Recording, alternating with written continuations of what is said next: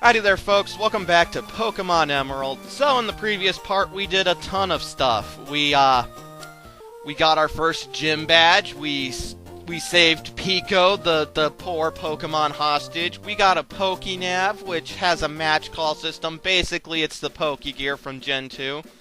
But yeah, we did a ton of stuff. And something I should have done when we first went this way was bring along Torchic, because off-screen, I taught Torchic the HM cut, so yep, Torchic is delegated. Delegated, is that the right word? Whatever. Is pretty much going to be the HM servant for the majority of this playthrough. Feel bad because I love Torchic so much, but I'm too lazy to catch another Pokemon for this. But anywho, using cut, we can get access to a potion as well as a few trainer battles, so that's always swell.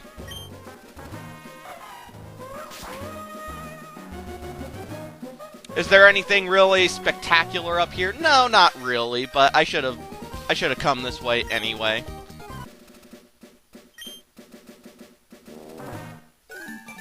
And yes, much like the Pokégear, you register you can register other trainers in the match call system, and it works again just like the cell phone. Ooh, a Pika-Blue! I mean a Meryl! Anywho, it's Meryl. Really high special... Well, actually, I don't think that's true. I don't think its special defense ends up being that high. I think Azumarill's really dominant stat is HP. But I'd have to look that up. It doesn't really matter.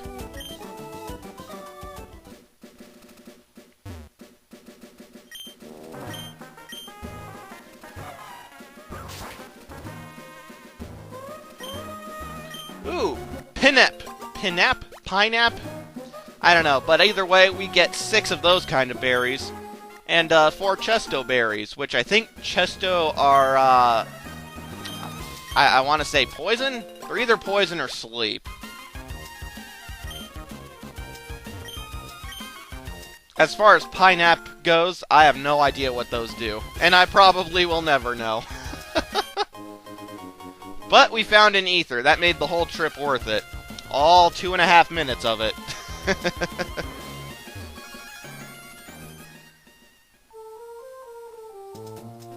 But anywho, we're pretty much done in Rustboro City, so let's get out of here. Oh, hey! It's our sexist neighbor. Hey, Gene! Hi, douchebag. Yep, I got the match call system. And just like that, we registered our next-door neighbor in the match call. Huzzah. And we learned that Mr. Briny is on his way back to his sea cottage. So, you know, maybe we should go catch up with him. But not before we kick Brendan's ass here. So, hey, he's got a Slugma. Where the hell did he get that? Seriously, where the hell did he catch a Slugma at? Slugma being a... Actually, no, that's not true. It was a Gen 2 Pokemon. I always get that mixed up. I always, for some reason, think Slugma's a Gen 3. But, no, it's actually a Gen 2 Pokemon. It's just, it's a little bit more annoying to try and find in Gen 2, if I remember correctly. But no, it was in Gold, Silver, and Crystal. And Pina Colada here got burned, which I'm not sure if this game made it to where burns reduce how much physical damage you do. I don't think that's until Gen 4. But, you know, I don't know. Burn is a status effect that I don't see very often in these games until later generations. Of course, though, I think the rarest status affliction is probably freezing.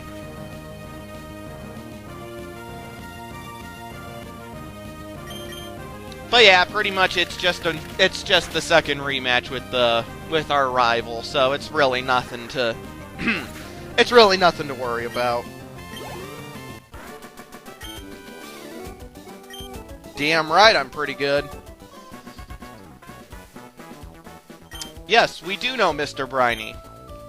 And contrary to what he thinks, to what Brendan here thinks, we already knew that he was a great sailor. There was actually a young lady outside of Mr. Briny's cottage who told us. But anyway, we need to go back through Petalburg Woods, but not until we cut down this tree, because tree cutting down is... Tree cutting down? What? Cutting trees down is always swell, because it gets you awesome stuff.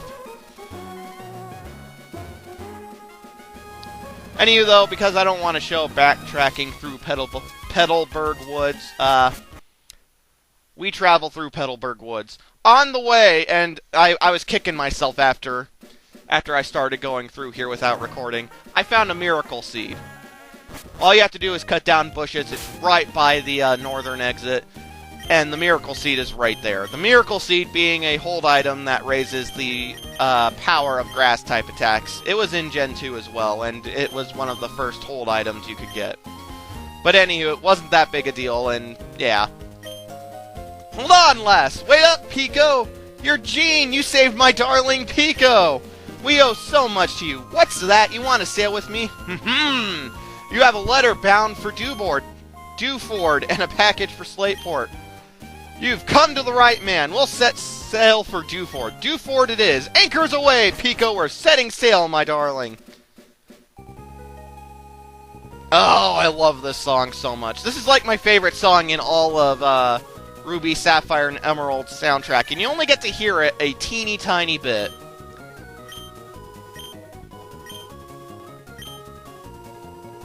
And so, our father called us while we're sailing on the boat. I'm very glad that the boat just stops, so that way we could talk on the phone. But we registered our father, Norman, in the PokeNav, or the match call, whatever.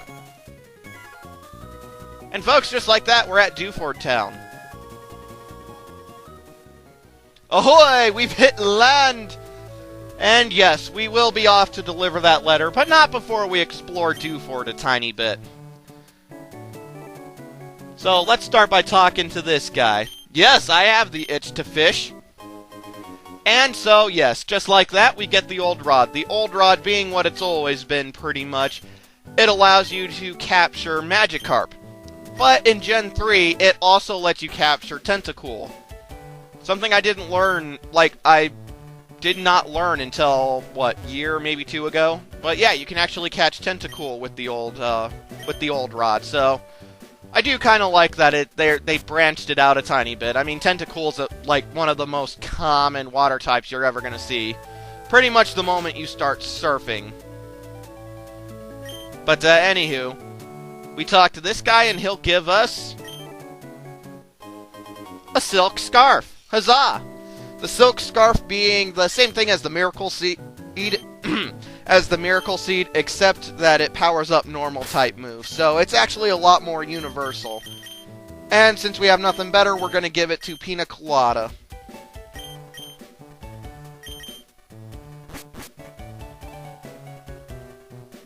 So, one of the gimmicks with Dewford Town is that a lot of its citizens are really obsessed with trends. Yes, trends.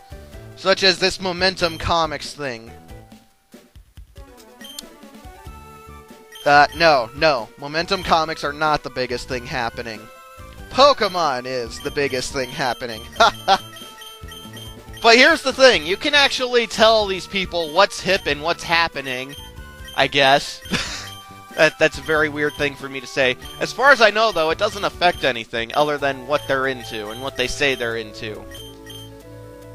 And I really dragged this out because I'm looking for something specific, but it's very limited what you can put in. I don't know...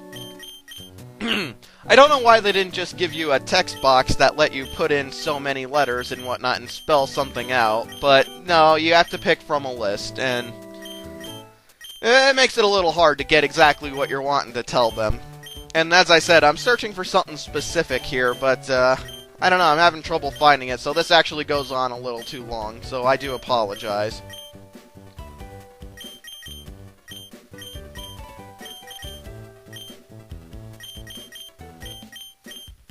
I'm pretty sure danger isn't a feeling. Neither is eat. Eat is not a feeling.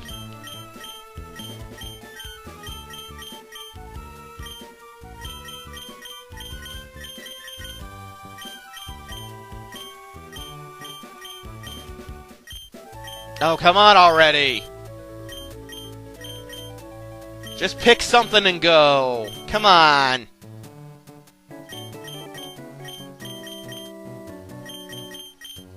There, thank you. Alright, one more thing.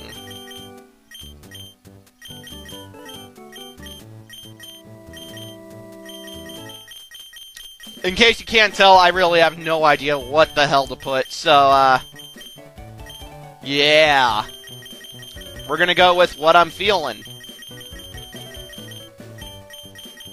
I have no idea what to put. It doesn't matter as far as I know. Yeah, that's right. Yeah, I knew it all along. Of course I know about, Um's like the coolest thing ever, right, man? Now, that's what's vital in times like this. Yes, vital. But anywho, that's about it for Dewford Town. It's a really small island town. But there is a gym here. And damn is it dark. Okay, so the gimmick with Dewford City Gym is that, one, it's a fighting type gym, just as this man said, which is a very odd type for a second gym. I feel like fighting's a really tough type, considering there aren't, outside of flying, well, you can get rolls too, I guess. I don't know, it seems like an odd type for the second type, for the second gym.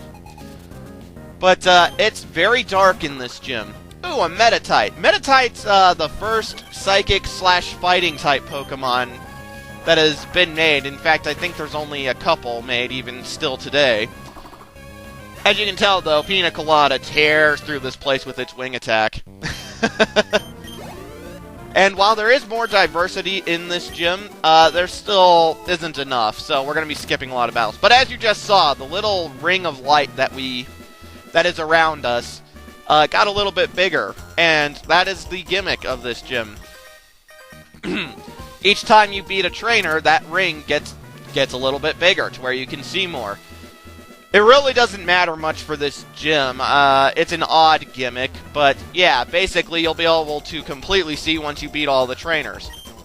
And all these trainers, except for I think the next one we're going to battle, have Metatite and Machop. The next one we're about to battle has a new fighting type that we haven't seen yet.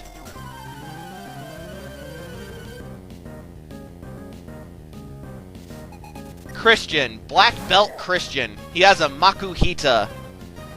Yeah! This tubby little thing is still just as pathetic as any other fighting type up against wing attack. Seriously, Tailo. Freaking amazing for this gym.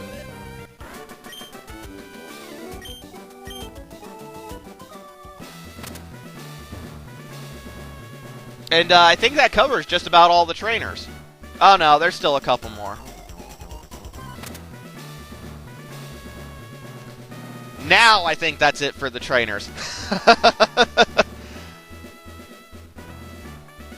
And yeah, isn't it crazy how fast this is going? We're already about to take on the second gym leader. But not before I go and heal. Brawly is a tough gym leader. I don't think you're actually supposed to try and take him on as soon as you get to Dewford. I think they want you to go through the stupid cave first, but we'll get to that next part. Anywho, this is Brawly. As you can, I'm sure, guess, he uses fighting type Pokemon. And he starts out with a Machop. Kinda hard to top that, but he does. So, Pina Colada is clearly gonna be the powerhouse, the key to victory in my battle against Brawly. So I'm trying to hold off on using Pina Colada right away because I need it for the last Pokemon. The last Pokemon of Brawly's is actually really hard to take out. Even with Pina Colada's massive type advantage, it's still really tough to take on. Of course, though, this plan kind of backfired because I got I got a critical hit done to me by a fucking Machop. Asshole. And so my initial plan kind of went out the window. So, hopefully this doesn't come to bite me in the ass. Thing is, if I lose, I'm going to leave it in. I'll jump cut back to where I left off after having lost, but I'm going to leave it in. His Metatite knows the attack Focus Punch, which which is a devastating as all hell attack, except that it always goes last, and if that Pokemon gets hit while it's charging up that turn, it fails to get the attack off. So as long as you just keep attacking the the Meditite, then you shouldn't worry. Makuhita knows Vital Throw. Vital Throw is just like the move Swift in that it always hits. It's a 60 power fighting type attack. I got very lucky there. It's a 60 power fighting type attack that always hits. The only downside is that Pokemon has to go last. This isn't a big deal, really, because most of the Pokemon that can learn this are slow as hell. They are incredibly slow, such as Makuhita. I got very lucky. It doesn't take much for Makuhita to one-shot Tailo. So yeah, the Makuhita's the one to watch out for. The Machop, it's annoying with its Karate Chop. Meditite, just keep attacking it and you should be fine. Makuhita, though, you may have a little bit of trouble. But just like that, folks, we got our second gym badge here in Part 5. How's that for crazy? And we received TM number 8. TM number 8 is the move Bulk Up. I'll go into detail about what it does. Well, actually, you already covered it, but I'll talk a bit about it in Part 6. And you folks, stay tuned for Part 6, where we go and hunt down this Steven fellow. I'll see you guys then.